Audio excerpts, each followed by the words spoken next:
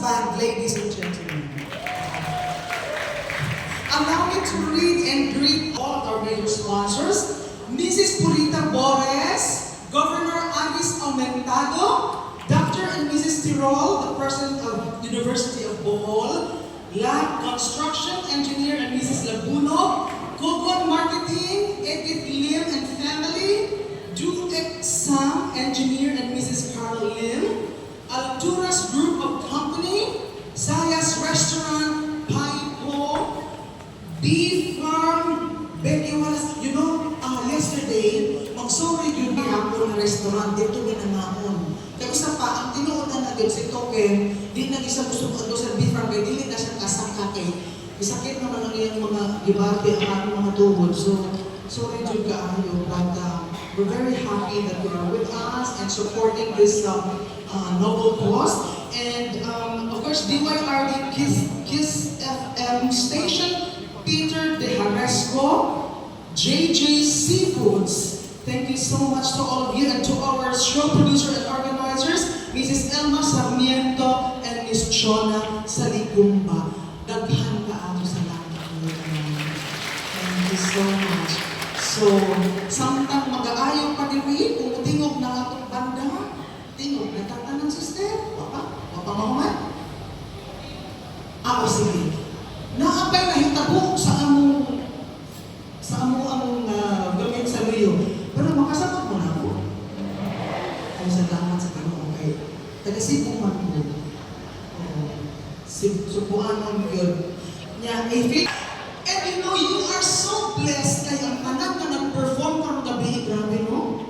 They're all so good and wonderful. How about a big round of applause once again to all of them? Miss Valdez who just finished her act. Grabe June. But also, I also would like to say, salamat kaayo sa mga pare nga di kanta bitaw sa ating invocation. Kaya dito kayo sila timo. Di ako kasi si Father sa mga but they're very good. Thank you so much. Sige. So anyway, ang akong unang abot ang unang panahon, karaan kayo, no? No, the very first time I came to Bohol, I was 12 years old, nagkanta ko sa pantalan. Kung sa pantalan?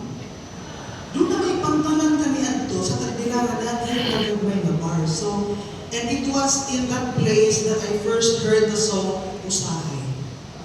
Dinhigil sa Bohol. Kay the composer, subuanon siya, pero di bali na siya Davao. But that time na nasuwan niya Usahay, he was in Bohol. And that was also the first time I heard it, long time ago.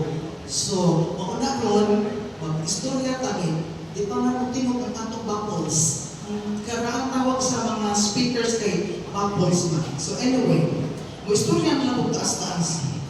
Kaning si Attorney, Attorney Angie? Attorney Angie, where are you? She's very supportive. Dapat kaayos siya bitabang na mo. Attorney, muna nga, gahapon, bisag ako panihod to, o ako panihapon na si Attorney Angie ang patagpan dito sa Beef Farm.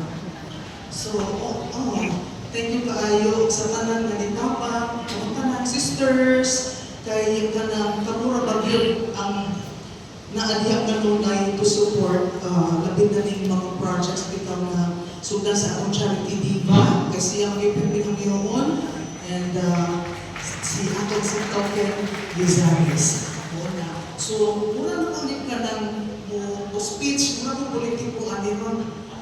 Pero di mo takma ang basta anyway. Basta kita ano na yung mga ampo na di tao dito. Puno di ay sa as. Kabit nyo mga kapangni. Wow, salamat kaayo. Kung salamat kahapon ka rin na agihapon mo, ako mamauli. Kaya kuyawan na rin ibutang kastumoy kay mamauli sa mga tao. Mas ganahan ko una. But we're so happy that you are still here with us, ladies and gentlemen. Sadya man, malipay kang tanaw, yung mga buwag mata na naliwa. Kailan pa ka ako natin, kamar mga bata na ganyan. Kukaraan na rabak ko, kukaraan. Unya to, Bohol. Buti ko na. Okay, ladies and gentlemen, the Moments Band with me.